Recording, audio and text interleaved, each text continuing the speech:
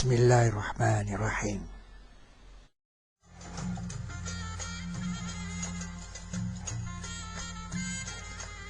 Ini batu di Istana Ratu Boko, Anda bisa lihat.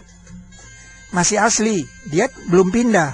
Ini yang sudah pindah di Arupadatu, seperti meleleh. Jawabannya di sini. Mengapa bumi kehilangan energi? Karena batu ini sudah pindah dengan kecepatan yang luar biasa.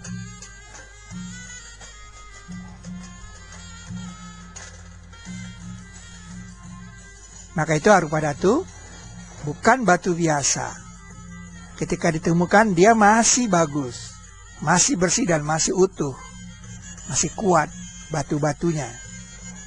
Itu yang dikatakan arupa, tidak mempunyai rupa, batu yang tidak punya rupa. Aku bisa mendatangkan dia kepadamu sebelum kembali kepadamu penglihatanmu.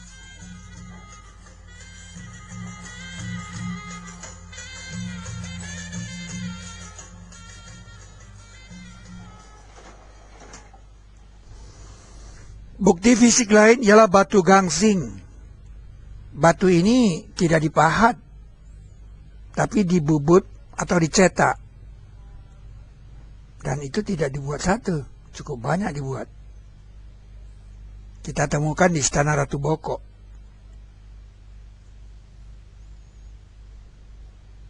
Kalau sebatang lidi kita patahkan di sini, ia akan mudah patah.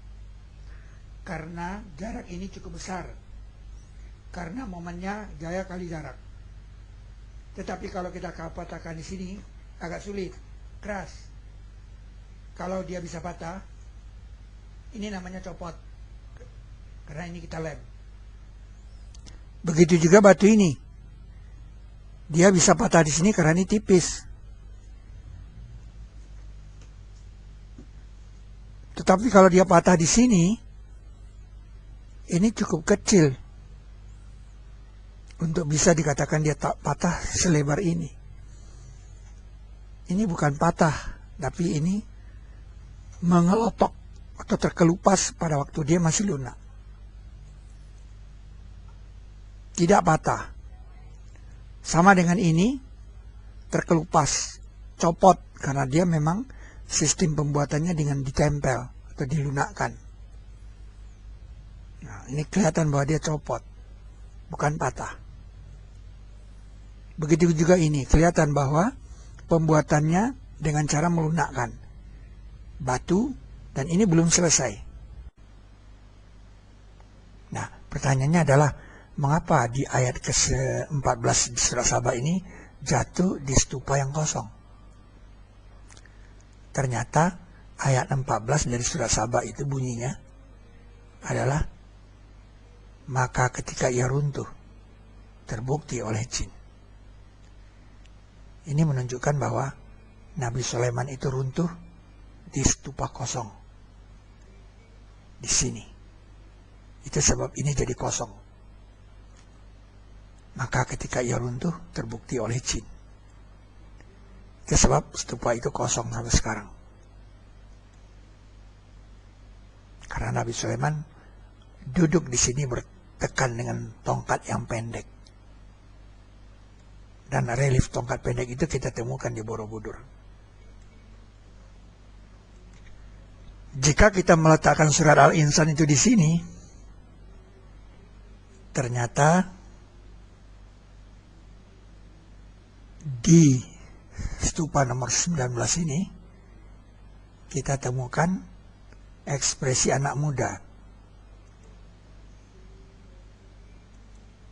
Dalam Al-Quran, anak muda ini namanya Wildan. Terawang ini terbuka, ekspresinya anak muda. Dan ternyata surat Al-Insan ayat 19 itu memang menyebut tentang Wildan itu. Dan melayani atas mereka Wildan yang kekal. Ekspresinya anak muda, Wildan. Nah, surat Al-Insan itu ayatnya cuma 31. Jika kita lanjutkan dengan surat Tur, di sini, surat Tur ayat 1, dan kita berjalan ke sana, ternyata kita sampai di ayat 24 surat Tur. Di sini terawangnya terbuka. Nah, di sini kita melihat orangnya sudah agak tua, tidak muda. Nah, ternyata surat Tur ayat 24 itu berisi kata Hilman, seorang pelayan juga di sorga, dan melayani atas mereka Hilman. Kedua kode ayat Quran ini dalam Al-Quran Code, dia habis dibagi 7, menunjukkan keduanya berpasangan. Hilman itu sebab dia dibuat agak tua, supaya kita bisa menandai yang muda. Ini Hilman dan ini Wildan. Kalau kita melanjutkannya dengan surat Al-Hajj dari sini, nah ternyata 23 jatuh di sini. Dan surat Al-Hajj ayat 23 itu mengatakan pakaian orang di surga itu adalah sutra. Dan memang di pantatnya Hilman ini kita menemukan sutra, lipatan sutra, dan tidak kita temukan pada bagian pantat Wildan. Dan pakaian mereka padanya adalah sutra. Jadi Nabi Sulaiman menyuruh jin membuat tamasil, membuat pakaian orang di surga.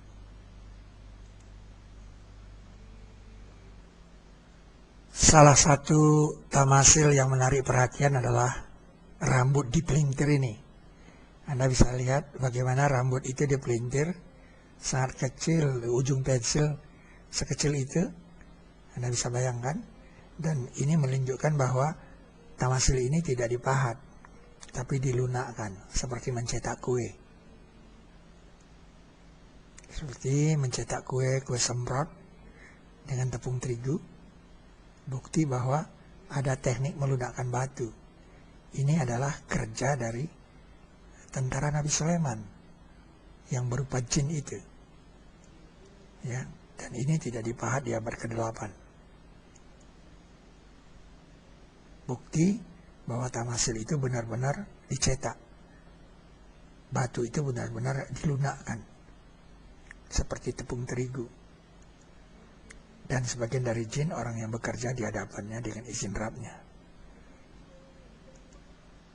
Mereka kerjakan untuknya apa yang ia kehendaki dari gedung-gedung yang tinggi dan patung-patung dan piring-piring seperti kolam-kolam dan kuali-kuali yang tetap.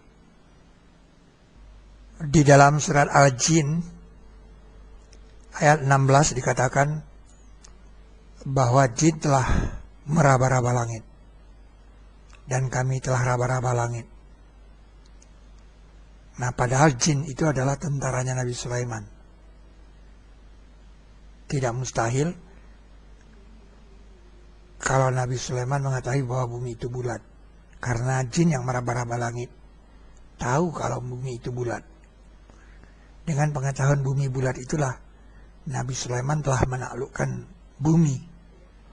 Sehingga dia membuat sebuah tempat berkumpul dengan monumen bangsa-bangsanya. Di bagian paling bawah dari Arupadatu,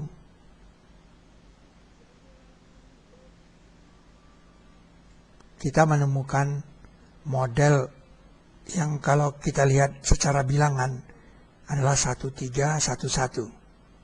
Satu wanita, 3 orang, laki-laki diapit oleh 2 wanita, 1 wanita lagi, dan 1 orang sedang duduk. Dengan rumus 1311. Pola ini terus terulang lagi 1311. Nah, ternyata bilangan ini adalah bilangan kelipatan 19. Pengulangannya adalah dengan merubah wajah. Ini menunjukkan bahwa mereka telah membuat monumen bangsa-bangsa dengan pola 1311. Monumen bangsa-bangsa ini hanya mungkin dilakukan oleh Nabi Sulaiman yang menaklukkan bangsa-bangsa.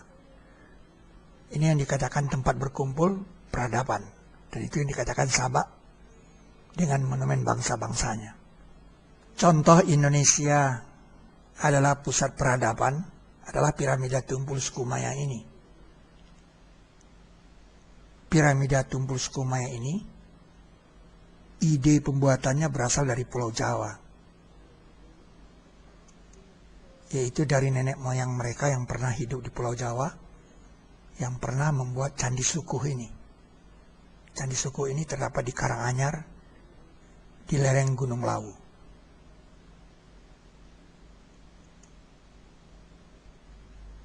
Di dalam Matematika Islam 1 ada dijelaskan tentang pilar Al-Quran.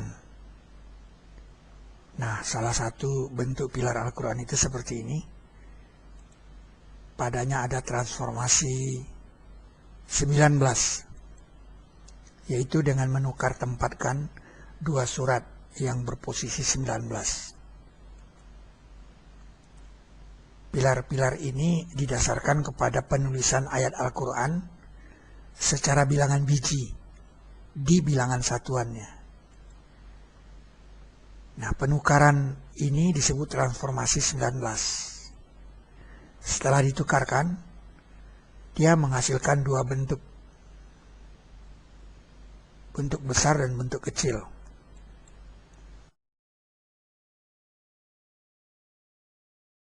Bentuk kecil ini kemudian dinamakan kolil, yang kemudian menjadi Sidrin Kolil. Sedangkan bentuk besar adalah azim, yang kemudian jadi model Arsyun Azim atau bangunan yang azim. Jadi ada kesepasangan antara Sidrin Kolil dan Arsyun Azim. Koordinatnya ini dalam mata pelajaran Al-Quran Code, ia sangat istimewa karena habis dibagi 7. Tidak mudah bilangan sebanyak itu habis dibagi 7. Begitu juga bilangan ayatnya habis dibagi 7. Dengan bahasa IQ, kedua benda ini diidentifikasi sebagai besar dan kecil. Nah, kecil inilah yang dikatakan kolil, dan besar itu adalah azim. Ini yang kemudian menjadi Sidrin Kolil dan Arsyun Azim. Ars Ratu Saba dan sisa di Istana Saba. Ini yang kita temukan, bentuk tiga benda ini kita temukan di Istana Ratu Boko. Ini sebagian dari peserta ekspedisi ke-10 SSKDLA yang berdiri di depan Sidrin Kolil. Kata sidru ada 4 di dalam Al-Quran. Pertama, di sisi sidrah tempat berhenti. Yang kedua, ketika sidrah ditutupi oleh sesuatu yang menutupi. Yang ketiga, di dalam Sidrin Mahdud. Dan yang keempat, Sidrin Kolil terdapat di negeri Sabah. Syai'in min Sidrin Kolil. Dan dia masukkan mereka ke surga yang pernah dia kenalkan dia kepada mereka. Dari areal yang seluas ini, tinggal sedikit yang disebut Kolil. Sidrin Kolil. Kolil. Kolil. Ini Sidrin Kolil ketika ditutupi oleh sesuatu yang menutupi ketika dibacakan Asmaul Husna versi Al-Quran.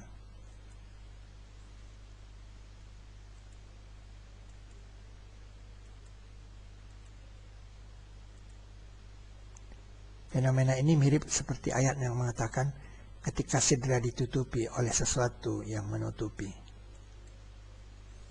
Dan sesuatu yang disebut Sidrin Kolil.